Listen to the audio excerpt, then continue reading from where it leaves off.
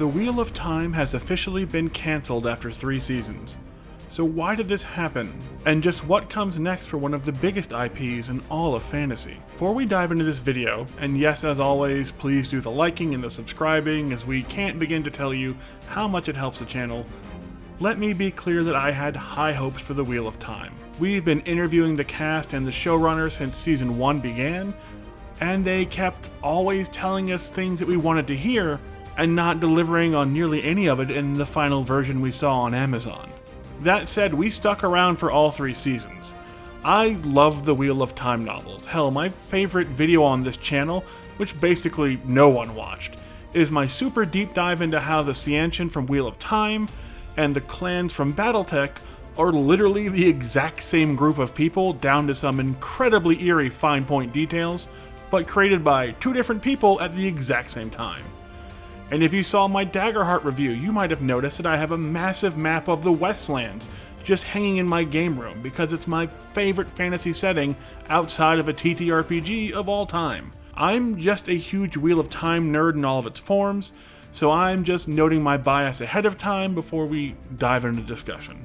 So, first off, as for why the show was cancelled, the answer is simply viewership not matching up to the financial needs of a show with this kind of budget, at least in Amazon's eyes.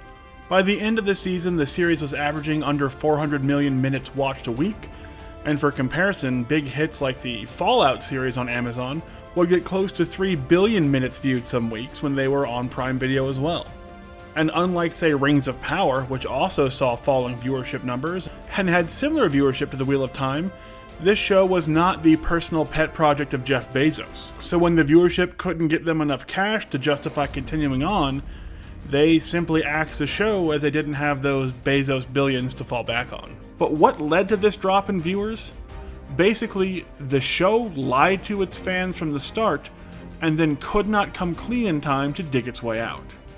This is not Robert Jordan's Wheel of Time story, plain and simple. It was becoming a very interesting story, but it was not the story in the books. Having done multiple interviews with the showrunner and the cast on this channel, we can tell you that their honesty about this slowly started to creep out by the end of season 2, but in season 1 they were still insisting that they would largely follow the books and had just made some minor changes for the sake of television, which anyone who had seen the first season would know is just patently false. Season 1 revealed that this show was an entirely different turning of the wheel, to steal a phrase from the books, and by not being upfront about that, they just alienated a huge swath of the Wheel of Time fanbase who might have otherwise still given the show that was upfront about being a largely inspired by the works of Robert Jordan series instead of an actual based on the works of Robert Jordan series a chance.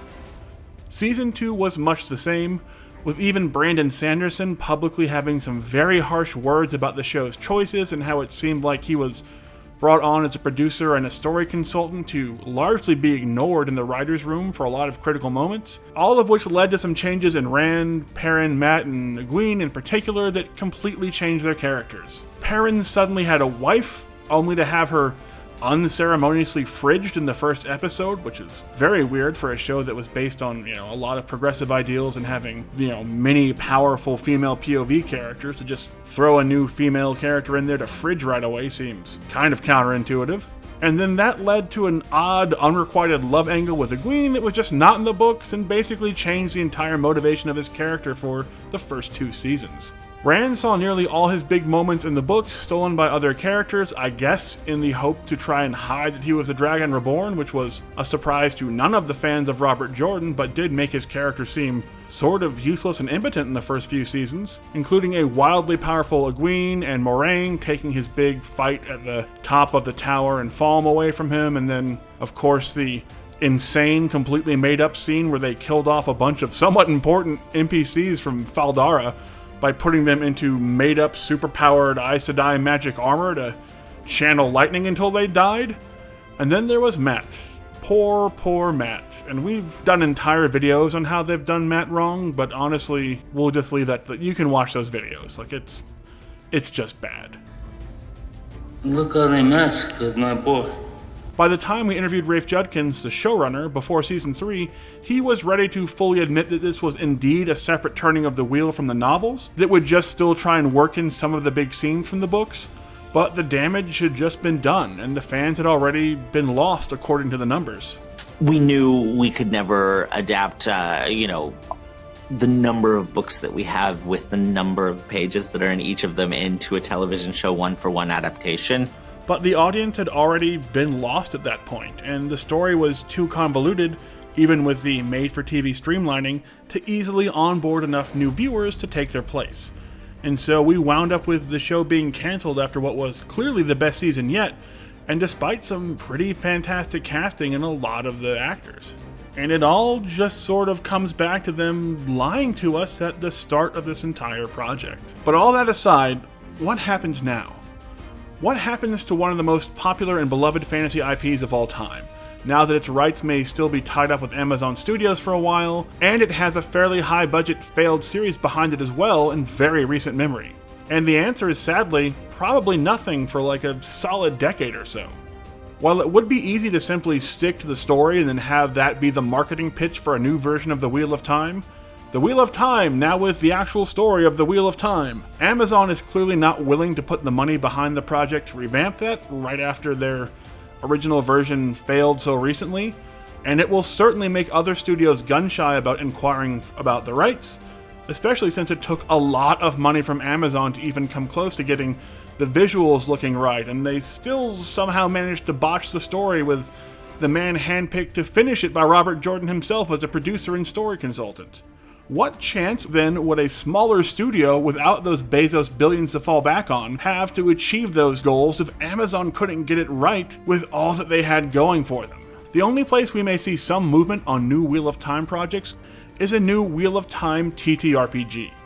The last official Wheel of Time TTRPG was released by Wizards of the Coast back in 2001. And since then, the rights have gone back to iWatch, the same production company that owned the filming and streaming rights for the series run by Amazon Video. It seems almost inevitable that the beloved fantasy setting will get a new TTRPG at some point, especially with Wizards of the Coast depending more and more on third-party content to keep the lights on for D&D. So a 5th edition or D&D 2024 Rules Edition of the Wheel of Time RPG seems like a remarkably easy way to make some cash and fill a nice void in the market. Or maybe let Brandon Sanderson have another crack at the series and have his collaboration with Brotherwise Games on the Cosmere RPG expand to a new Wheel of Time RPG as well. The Brotherwise team and Sanderson clearly know how to deliver on a lore-rich, high-concept fantasy setting, with the Cosmere RPG just absolutely nailing it and making records on Kickstarter, so it would be a potential match made in heaven.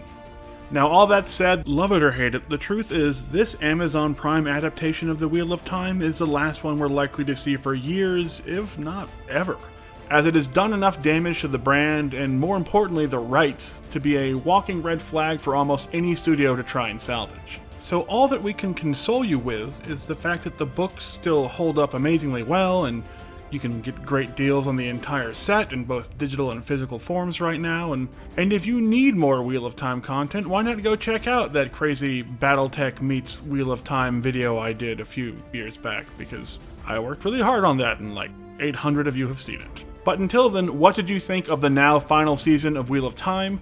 Were you dying for a Season 4, or was this the mercy killing you've been waiting for since Season 1? Let us know in the comments, and don't forget to hit those like and subscribe buttons.